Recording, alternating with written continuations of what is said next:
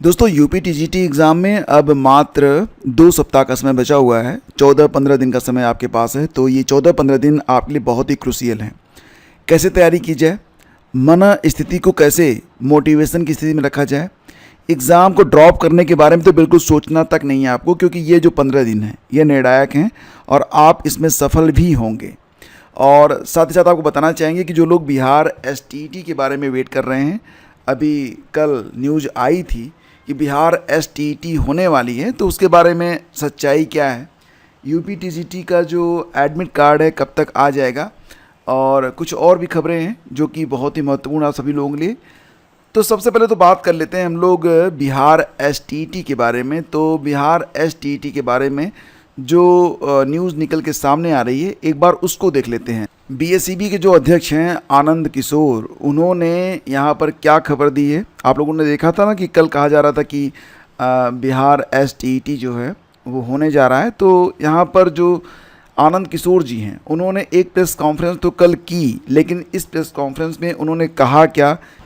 BSEB के अध्यक्ष आनंद किशोर ने प्रेस कॉन्फ्रेंस कर साफ कर दिया है कि एसटेट परीक्षा को लेकर कोई तारीख निर्धारित नहीं की गई है। प्रेस रिलीज के जरिए बोर्ड एसटेट परीक्षा की खुद सूचना देगा। वहीं बीएसईबी अध्यक्ष ने सक्षमता 3 परीक्षा की जानकारी दी। ये परीक्षा 10 मई से 15 मई के बीच होगी। 31 मई तक रिजल्ट जारी होगा। जो सक्षमता 3 परीक्षा में सफल नहीं हो पाते हैं, उन्हें सक्षमता 4 में भाग लेने का मौका दिया जाएगा। और में यह स्पष्ट किया जाता है कि अभी वर्तमान में एसटीईटी के आयोजन की तिथि के संबंध में कोई भी निर्णय भी नहीं लिया गया है। एसटीईटी के आयोजन का कोई भी निर्णय वर्तमान में भी नहीं लिया गया है, क्योंकि एसटीईटी का आयोजन बिहार विद्यालय परीक्षा समिति द्वारा शिक्षा विभाग के निर्देशानुसार ही किया जाता है और इस संबंध में शिक्षा विभाग से निर्देश प्राप्त किया जाएगा। तो दोस्तों, जैसा कि आप लोग देख रहे हैं कि बिहार एसटीईटी को लेकर जो न्यूज़ चल रही है, उसके बारे में जो अपडेट निकल कर सामने आ रही है वो ये है। कल आपने देखा था कि कहा जा रहा था कि 1 घंटे में बिहार एसटीईटी के लिए जो है प्रेस कॉन्फ्रेंस की जाएगी। प्रेस कॉन्फ्रेंस तो की गई, लेकिन यहाँ पर बात ये कही कि अभी बिहार एसटीईटी के लिए जो तारीख है वो तय नहीं हुई है। और इसके बारे में अपडेट भी यहाँ पर मिल रही है कि बिहार विद्यालय परीक्षा समिति ने एसटीईटी की परीक्षा तिथि घोषित नहीं की है। परीक्षा समिति के अध्यक्ष आनंद किशोर ने बताया कि एसटीईटी की परीक्षा शिक्षा विभाग से मार्गदर्शन के मिलने के बाद आयोजित होती है, इसलिए एसटीईटी परीक्षा की तिथि अभी घोषित नहीं की गई है। और कुछ लोग परीक्षा को लेकर तरह तरह के अफवाह फैला रहे हैं, तो अफवाहों से आप दूर रहें। तो ये बात यहाँ पर कही जा रही है और ये वास्तविक स्थिति है बिहार एसटीईटी के बारे में। तो जब भी कोई सही न्यूज़ रहेगी आपको इस चैनल पर मिलेगी। एसटीईटी को लेकर अभी आप परेशान ना हों। और रही बात ये कि जो आपकी टीजीटी की परीक्षा हो रही है, इसके जो एडमिट कार्ड हैं ये कब तक आ जाएंगे, तो ध्यान दीजिएगा कि अभी एडमिट कार्ड के बारे में कोई भी इन्फॉर्मेशन उपलब्ध नहीं है। लेकिन जानकारी ये मिल रही है कि जो आपके एडमिट कार्ड हैं ये 9 या फिर 10 मई तक जो है जारी किए जाएंगे। ठीक है, तो 9 मई या फिर 10 मई को आपकी टीजीटी की जो एडमिट कार्ड हैं ये आएंगे। फ़िलहाल एडमिट कार्ड तो आ ही जाएंगे। आपको अभी तैयारी ये करनी है कि परीक्षा में आप सफल हों। और सबसे ज़रूरी तो ये है कि आपकी जो मन स्थिति है, देखो मैं आपसे कहना चाहूँगा, इस समय आप अर्जुन की तरह हैं और आप ही अपने कृष्ण भी हैं। तो आपको जो गाइडेंस मिलने वाली है वो खुद से मिलने वाली है। लोग तो चाहते ही हैं कि आप असफल हों। यूपी टीजीटी की जो परीक्षा हो रही है वो 14 और 15 मई को ही हो रही है। फ़िलहाल पीजीटी की जो परीक्षा थी ये पहले जो है 20 और 21 जून को होनी थी, जो कि अब 18-19 जून को होने जा रही है। तो ये डेट जो है थोड़ा चेंज हो गया है। लास्ट मोमेंट में कैसे आपको तैयारी करनी चाहिए, मैं कुछ टिप्स आपको देना चाहूँगा। देखो क्या होता है ना, सबसे पहले तो ये कि आपका मन पूर्णतः शांत होना चाहिए। अपने मन से नकारात्मक विचारों को तो बिल्कुल निकाल दें।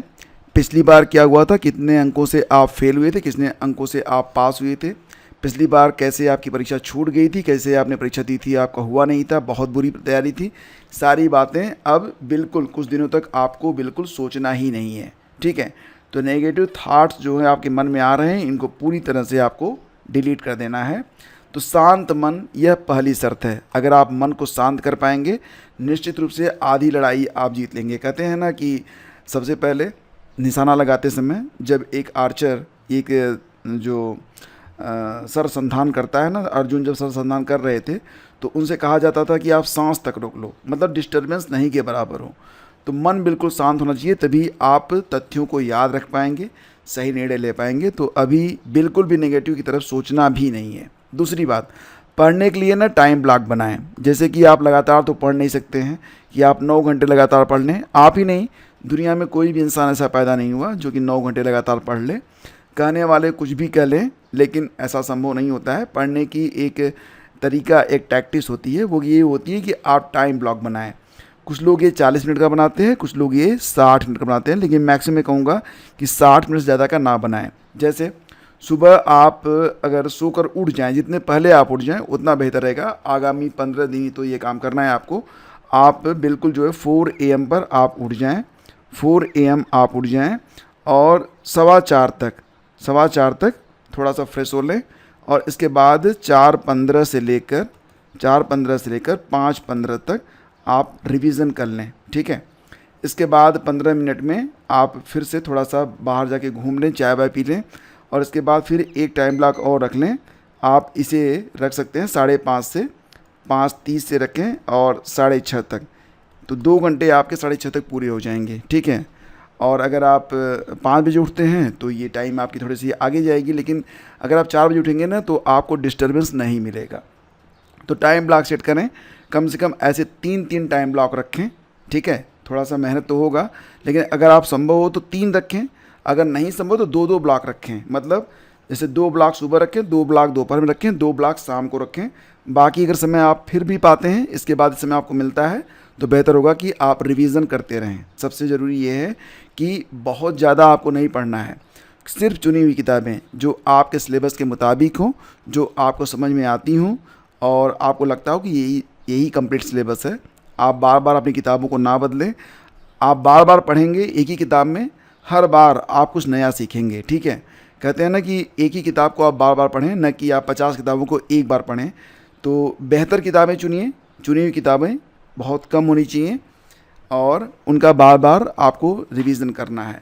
और ध्यान दीजिएगा कि एक बार पढ़ने से कुछ नहीं होगा, 2-3 बार तो आप उसे पढ़ ही लें तो बेहतर है, ठीक है। समय को बर्बाद बिल्कुल ना करें अपने मोबाइल फ़ोन से। अगर मोबाइल फ़ोन से पढ़ाई नहीं हो रही है, पहला काम तो ये करिए कि उसका नोटिफिकेशन सारे ऑफ़ कर दो। 15 दिन के लिए सारे नोटिफिकेशन ऑफ़ कर दो। जितने फालतू के आप ऐप यूज करते हैं बिल्कुल उनको अनइंस्टॉल कर दो, बाद में इंस्टॉल कर लेना।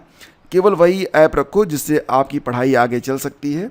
जहाँ पर समय बर्बाद होता है, जहाँ पर भी, जैसे मान लो दोस्तों के साथ हो जाता है, चैटिंग में होता है, रील में होता है, तो वो चीज़ें कुछ दिनों के लिए आप त्याग दें और ये जो समय आपको मिल रहा है उसको टाइम ब्लॉक में बदल दें, ठीक है। और जब आप स्टडी करें, टाइम ब्लॉक बनाएं, तो उस समय डिस्टर्ब बिल्कुल ना हो। शांत माहौल चुनें जहाँ पर आपको कोई डिस्टर्बेंस ना पहुँचा सके और शांति से पढ़ते रहें। मोबाइल फ़ोन वगैरह से दूरी रखें। नोटिफिकेशन आने पर मोबाइल फ़ोन उठाने से बेहतर ये होगा मोबाइल फ़ोन को दूरी रख दें अगर नहीं पढ़ रहे हैं, या फिर नोटिफिकेशन बंद कर दें। अगर 15 मिनट बाद, 1 घंटे बाद आप देखेंगे तो दुनिया बदल नहीं जाएगी, ठीक है। ज़्यादा समय नहीं करना है आपको, बस आगे 2 सप्ताह के लिए ये रूटीन आप फॉलो करें। मनोरंजन ज़रूरी है, इसके बगैर तो आपका काम चलेगा नहीं। तो केवल स्वस्थ मनोरंजन कुछ नहीं। कहने का मतलब ये है कि जैसे होता है ना, कुछ मोटिवेशनल देखें, कुछ मोटिवेशनल सुने जिससे आपकी एनर्जी बढ़े, ठीक है। मन जो है वो सकारात्मकता की ओर बढ़े। मोटिवेशनल पर्सनालिटीज़ के इंटरव्यू सुने, तो जो कुछ भी हो वो ऐसा हो कि उससे आपकी एनर्जी बढ़नी चाहिए, डिक्रीज़ नहीं होनी चाहिए। और अनावश्यक जो वार्ता चलती है ना कभी कभी, उससे तो बिल्कुल दूर रहें। पॉलिटिकल ग्रुप्स बिल्कुल छोड़ दें। वहाँ पर कोई अच्छा बोल रहा है, कोई बुरा बोल रहा है, कोई बात नहीं, जिसे जो बोलना है बोलने दो। हर व्यक्ति स्वतंत्र है बोलने के लिए, और आप जिम्मेदार नहीं हैं कि आप जिम्मेदार हैं कि हर व्यक्ति आपके मुताबिक सोचेगा। आपके मुताबिक सोचने वाले बहुत कम लोग हैं। तो जो लोग आपसे बिल्कुल डिफरेंट सोचते हैं, बिल्कुल अपोजिट सोचते हैं, उनको छोड़ ही दें भाई, ये उनकी अपनी चॉइस है। आप क्या सोचते हैं दैट्स मैटर, वो क्या सोचते हैं ये मैटर नहीं करता है, ठीक है। और उनसे उलझ कर सिर्फ आप संबंध अपने ख़राब करेंगे, समय बर्बाद करेंगे। याद रखिएगा, अगर आप सफल नहीं हुए तो आप जिनके लिए लड़ रहे हैं ना वो भी आपका साथ नहीं देंगे।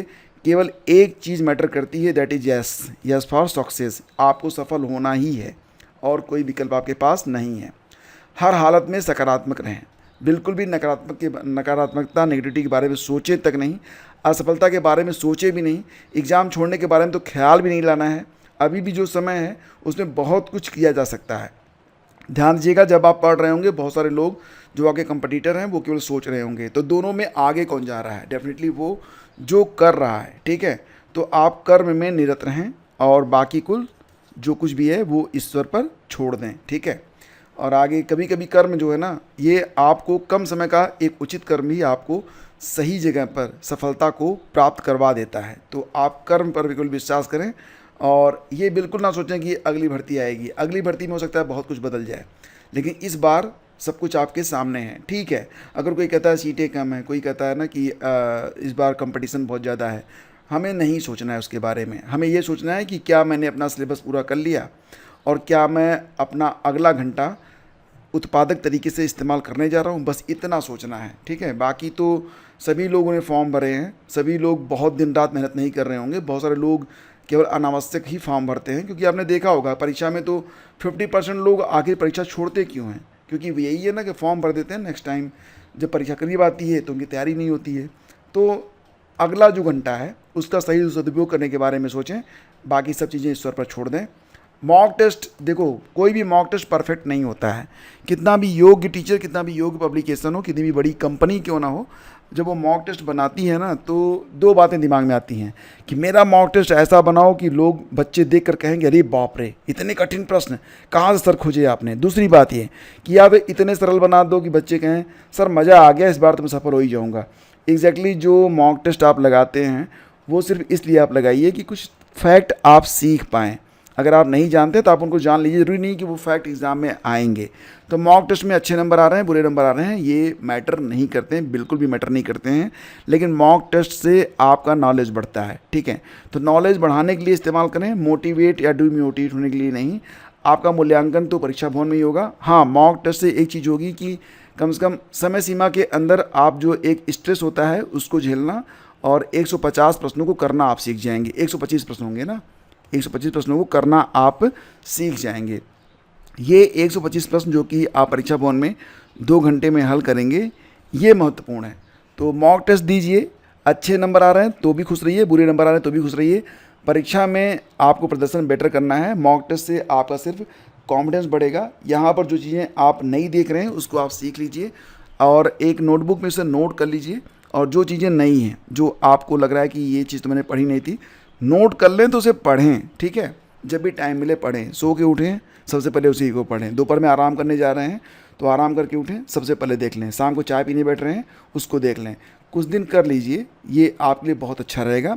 बार बार मन में बदलाव मत लाएं, करें ना करें, करें ना करें। एक बार जो सोच लिया तो सोचें कि आखिर यहाँ तक हम पहुँचे क्यों हैं, तो फिर ठीक है। अब अंतिम युद्ध है तो अब आपको पीठ तो नहीं ही दिखाना है, और एग्ज़ाम क्विट करने के बारे में तो सोचे भी नहीं।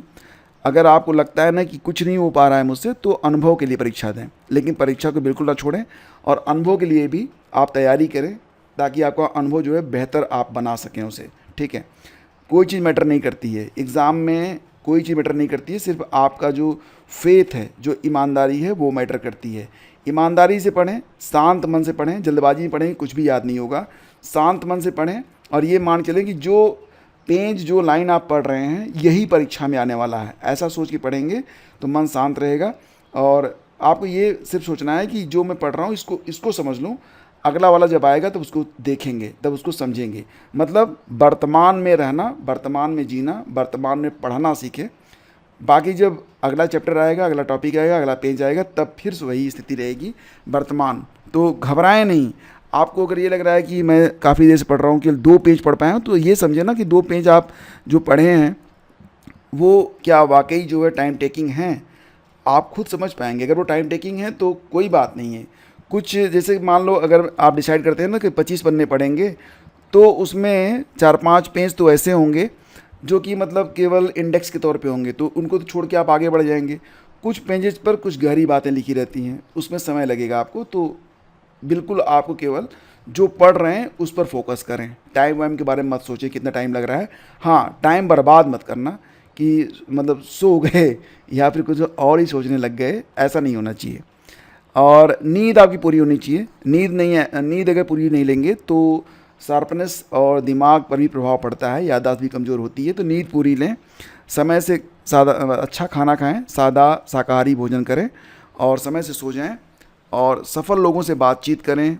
अगर नहीं है आसपास कोई सफल व्यक्ति तो यूट्यूब पर सर्च करें, कुछ सफल लोगों के साहित्य जैसे इंटरव्यू वगैरह होता है ना, वो सारी चीज़ें आप देखें। तो हर हालत में अपने शरीर को आपको फिट रखना है, ठीक है। भोजन, नींद, व्यायाम, थोड़ा सा वॉकिंग करें, स्वस्थ मनोरंजन करें, शरीर को फिट रखें। बाकी समय ब्लॉक को, टाइम ब्लॉक को सेट करें, उसमें स्टडी करें, वर्तमान में रहें, जो पढ़ रहे हैं उसको पूरे मन से शांत भाव से पढ़ें। जल्दबाजी बिल्कुल ना करें कि इतना छूटा हुआ है इतना ही पढ़ पाए। जो कुछ भी पढ़ रहे हैं उसको ये पढ़ें कि इतना आत्मसात करना ही ये जो है एनफ होगा। तो इस प्रकार से आप आगे बढ़ेंगे ना तो अगले 15 दिन का बीत जाएंगे, आपको पता भी नहीं चलेगा और आपकी अच्छी खासी तैयारी भी हो जाएगी। हाँ, मॉक टेस्ट आप देते रहिएगा, लेकिन इसमें बहुत ज़्यादा मैंने कहा ना स्ट्रेस मत लीजिएगा। मॉक टेस्ट देते रहिए, कम से कम एग्ज़ाम से आप चाहे तो 10 तारीख तक दे सकते हैं, उसके बाद मॉक टेस्ट लगाना बंद कर दीजिएगा, केवल रिवीजन कीजिएगा, ठीक है। तो ये लास्ट मोमेंट की जो आपकी रणनीति है, मुझे लगा कि आप लोगों से चर्चा करनी चाहिए। तो खैर, अगर आपके मन में अभी भी कोई सवाल है, कोई डाउट है तो आप कमेंट कीजिएगा। Thank you.